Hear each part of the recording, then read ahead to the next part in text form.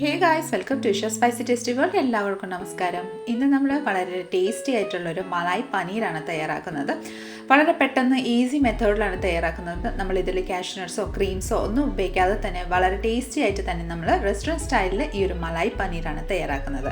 So recipe എല്ലാവരും skip ചെയ്യാതെ കണ്ടുള്ളൂ. കണ്ടതിന് ശേഷം നിങ്ങളുടെ ഫീഡ്ബാക്ക് എന്നിൽ അറിയിക്കാൻ മറക്കല്ലേ. കൂടാതെ ഇതുവരെ സബ്സ്ക്രൈബ് ചെയ്യാത്തവരാരെങ്കിലും ഉണ്ടെങ്കിൽ ഒന്ന് സബ്സ്ക്രൈബും കൂടെ ചെയ്ത് നമ്മളൊന്ന് സപ്പോർട്ട് ചെയ്തേക്കണേ. ആ തൊട്ടടുത്തുള്ള ബെൽ ബട്ടണും കൂടെ ഒന്ന് ആക്ടിവേറ്റ് ചെയ്യുകയാണെങ്കിൽ ഞാൻ നേരിടുന്ന പുതിയ റെസിപ്പീസിൻ്റെ നോട്ടിഫിക്കേഷൻ നിങ്ങൾക്ക് അപ്പം തന്നെ കിട്ടുന്നതായിരിക്കും.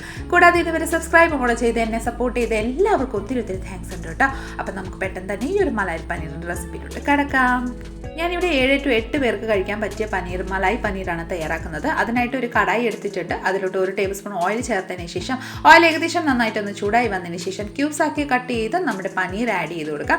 ഇത് ഹോം മെയ്ഡ് പനീറാണ്. ഹോം മെയ്ഡ് പനീർ നമ്മൾ എങ്ങനെ തയ്യാറാക്കുന്നതെന്ന് ഓൾറെഡി അപ്ലോഡ് ചെയ്തിട്ടുണ്ട്. തീർച്ചയായും എല്ലാവരും കണ്ടു നോക്കി തയ്യാറാക്കിക്കൊള്ളൂ കേട്ടോ. ഇനി ഇതിലോട്ട് കുറച്ച് മഞ്ഞൾപ്പൊടി ആഡ് ചെയ്ത് കൊടുക്കാം. അതിലോട്ട് കുറച്ച് മുളക് പൊടിയും കൂടെ ആഡ് ചെയ്യാം. ഏകദേശം 1/4 ടീസ്പൂണും 1/2 ടീസ്പൂണും മുളക് പൊടിയാണ് ചേർത്തിരിക്കുന്നത്.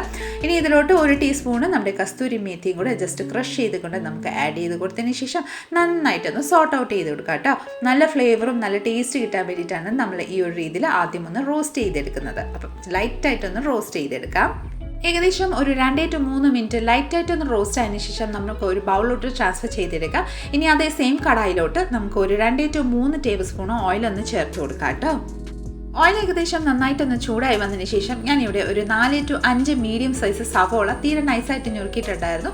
അതും കൂടെ നമുക്ക് ഇതിലോട്ടൊന്ന് ആഡ് ചെയ്ത് കൊടുക്കാം. സവോള ആഡ് ചെയ്തതിന് ശേഷം നമുക്കിതിലോട്ട് മീഡിയം സൈസ് ഇഞ്ചിയും ഒരു 5 to 10 നമ്മുടെ വെളുത്തുള്ളിയും കൂടെ ഒന്ന് ആഡ് ചെയ്ത് കൊടുക്കാം കേട്ടോ. ഈ വക ആഡ് ചെയ്തതിന് ശേഷം നമുക്കിതിലോട്ട് ഒരു 3 മീഡിയം സൈസ് തക്കാളിക്കായ പഴുത്ത തക്കാളിക്കാണ് എടുത്തിരിക്കുന്നത്. അതും കൂടെ ആഡ് ചെയ്ത് കൊടുക്കാം. ഇനി നമുക്കിതിലോട്ട് ഒരു 3-4 വത്തലമുളക് ആഡ് ചെയ്ത് കൊടുക്കാം. എരിവ് നിങ്ങളുടെ താല്പര്യം അനുസരിച്ച് ആഡ് ചെയ്തോളൂ കേട്ടോ. അതിനുശേഷം 2 പച്ചമുളകും കൂടെ ആഡ് ചെയ്ത് കൊടുക്കാം. പിന്നെ ഒരു ചെറിയ പട്ട, ഒരു 3 ഏലക്കായ, ഒരു 4-5 ഗ്രാമ്പു, ഒരു 1/2 ടീസ്പൂണ് കുരുമുളകും കൂടെ നമുക്കിതിലോട്ടൊന്ന് ആഡ് ചെയ്ത് കൊടുക്കാം. ഇനി നമുക്കിതിലോട്ട് ആവശ്യമനുസരിച്ച് ഉപ്പും കൂടെ ആഡ് ചെയ്ത് കൊടുക്കാം. ഉപ്പ് ആഡ് ചെയ്തതിന് ശേഷം നന്നായിട്ടൊന്ന് മിക്സ് ചെയ്ത് കൊടുക്കാം കേട്ടോ.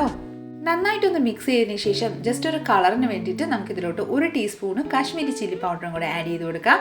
ഇനി ഈ വകയെല്ലാം നന്നായിട്ടൊന്ന് മിക്സ് ചെയ്ത് ഒരു 2 to 3 മിനിറ്റ് ഈ ഒരു തക്കാളിക്കയും സവോള നന്നായിട്ടൊന്ന് വേകുന്നിടം വരെ നമുക്കൊന്ന് വെയിറ്റ് ചെയ്യാം. ഏകദേശം നന്നായിട്ടൊന്ന് കുക്കായി വന്നിട്ടുണ്ട്. നമുക്കിതിലോട്ട് ഒരു 1/4 ഗ്ലാസ് വെള്ളവും കൂടെ ഒന്ന് ആഡ് ചെയ്ത് കൊടുക്കാം. വെള്ളം ആഡ് ചെയ്യുന്നത് നമ്മുടെ ഈ ഒരു സവോളയും തക്കാളിക്കയും എല്ലാം നന്നായിട്ടൊന്ന് ബ്ലാൻഡ്, അതായത് നന്നായിട്ടൊന്ന് കുക്കായിട്ട് ഒരു സ്മാഷി പരുവത്തിലാവാൻ വേണ്ടിയിട്ടാണ് നമ്മൾ വെള്ളം ആഡ് ചെയ്ത് കൊടുക്കുന്നത്. വെള്ളം ആഡ് ചെയ്തതിന് ശേഷം നന്നായിട്ടൊന്ന് മിക്സ് ചെയ്ത് നല്ലൊരു ബോയിൽ വരുന്നിടം വരെ വെയിറ്റ് ചെയ്യാം.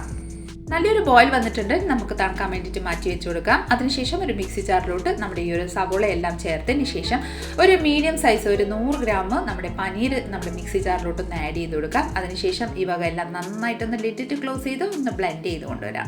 നല്ല മഷി പരുവത്തിൽ തന്നെ നമ്മൾ ബ്ലെൻഡ് ചെയ്തെടുത്തിട്ടുണ്ട്. നമുക്ക് ജസ്റ്റ് ഒന്ന് മാറ്റി വെച്ചതിന് ശേഷം ഒരു കടായിലോട്ട് ഒരു 2 ടേബിൾ സ്പൂൺ ഓയിൽ ചേർത്ത് കൊടുക്കാം. അതിലോട്ട് ഒരു 1/4 ടീസ്പൂൺ ജീരകം ചേർത്ത് നമ്മൾ റോസ്റ്റ് ചെയ്ത് വെച്ചിരിക്കുന്ന ആ ഒരു പനീർ നമുക്ക് ഇതിലോട്ടൊന്ന് ആഡ് ചെയ്ത് കൊടുക്കാം. പനീർ ആഡ് ചെയ്തതിന് ശേഷം നമ്മുടെ ആ ഒരു ജീരകവും എണ്ണയിലോട്ട് നന്നായിട്ടൊന്ന് വഴട്ടിയെടുക്കാം. ജസ്റ്റ് നന്നായിട്ടൊന്ന് ആ ഒരു കട്ട പിടിച്ചിരിക്കുകയല്ലേ, അത് ജസ്റ്റ് ഒന്ന് നന്നായിട്ടൊന്ന് മിക്സ് ചെയ്ത് ഒന്ന് വിടിയിപ്പിച്ച് കൊടുക്കുക കേട്ടോ.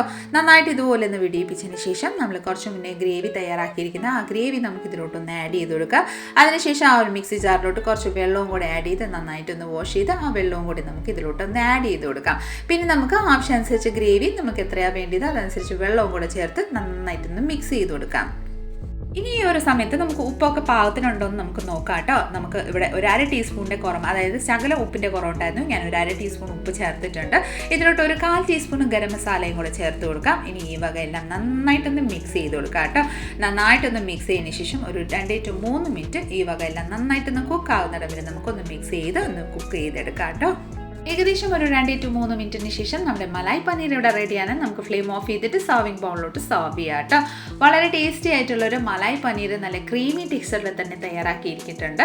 അപ്പം ഇതേ രീതിയിൽ ഒന്ന് ട്രൈ ചെയ്ത് നോക്കിക്കോളൂ. എന്നിട്ട് എൻജോയ് ചെയ്തോളൂ. നമ്മുടെ ചപ്പാത്തിയുടെ കൂടെയും പൂരിയുടെ ഒപ്പം, അതായത് ഫ്രൈഡ് റൈസിൻ്റെ ഒപ്പം, എന്തിൻ്റെ ഒപ്പം വളരെ രുചികരമായ കഴിക്കാൻ പറ്റിയ ഒരു സൂപ്പർ ടേസ്റ്റി ആൻഡ് സിമ്പിൾ മെത്തേഡിൽ തയ്യാറാക്കാൻ പറ്റിയ ഒരു മലായ് പനീർ കറിയുടെ റെസിപ്പിയാണ്. സോ തീർച്ചയായിട്ടും ഈ റെസിപ്പി നിങ്ങൾക്ക് എല്ലാവർക്കും ഇഷ്ടമായെന്ന് വിചാരിക്കുന്നു.